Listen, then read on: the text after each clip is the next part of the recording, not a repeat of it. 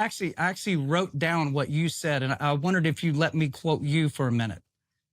Oh, can I quote you it's your interview? Ahead. Can I quote you? Okay. Hey man, go right ahead. Go right ahead. I appreciate that.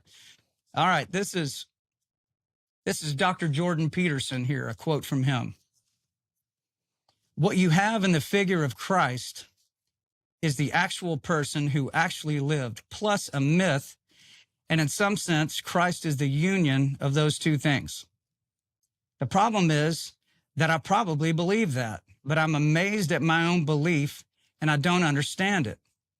Because I've seen that sometimes the objective world and the narrative world touch.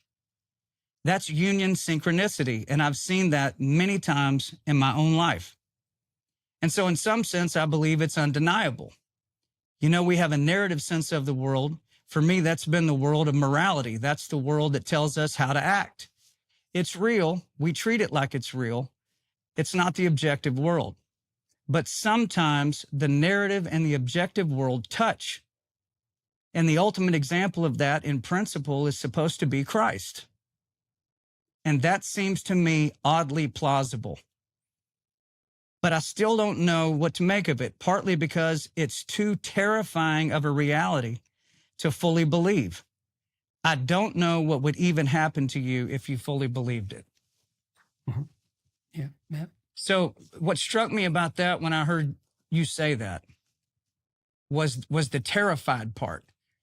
Because to me, I would think it'd be the greatest thing in the world if Jesus is who the Bible says he is. If that is true, then you should go running straight to him because he controls heaven and hell.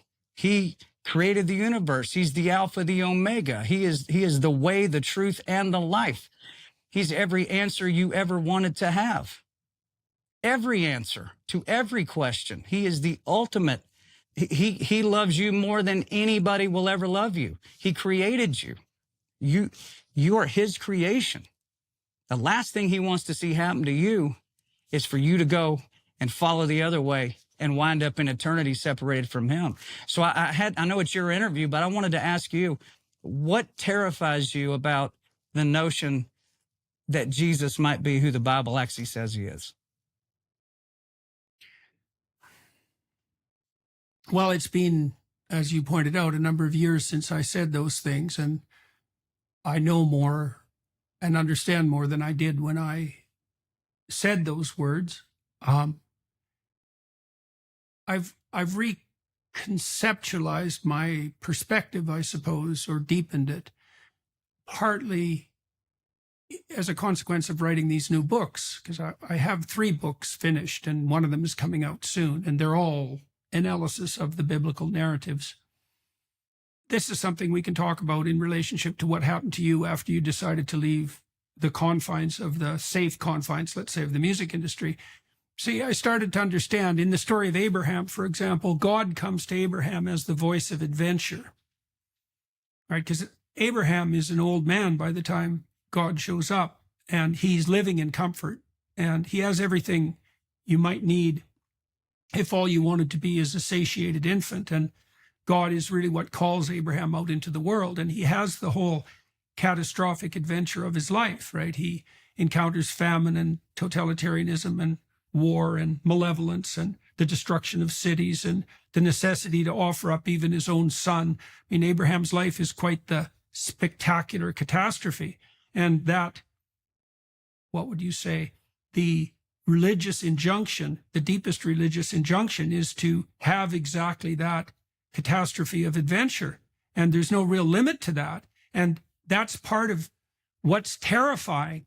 You know, you said that if the terror wasn't there, that holy terror in a sense, you wouldn't have had any compunctions about giving up your contractual relationships and the financial stability and the fame that offered, right? You already had that.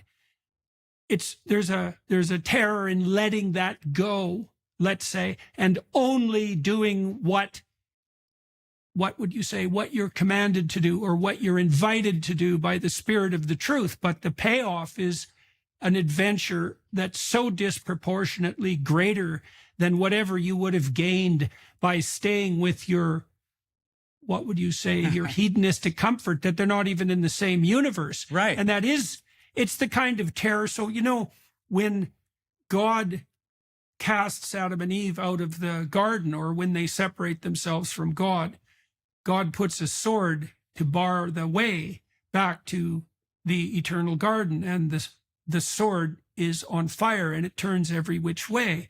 And what that means is that it's a sword that cuts and burns away everything that isn't worthy of being in the kingdom of heaven. And everything that's not worthy is a lot. And there's a terror in being subjected to that, even though it's a necessary subjugation. It's the most necessary of subjugations.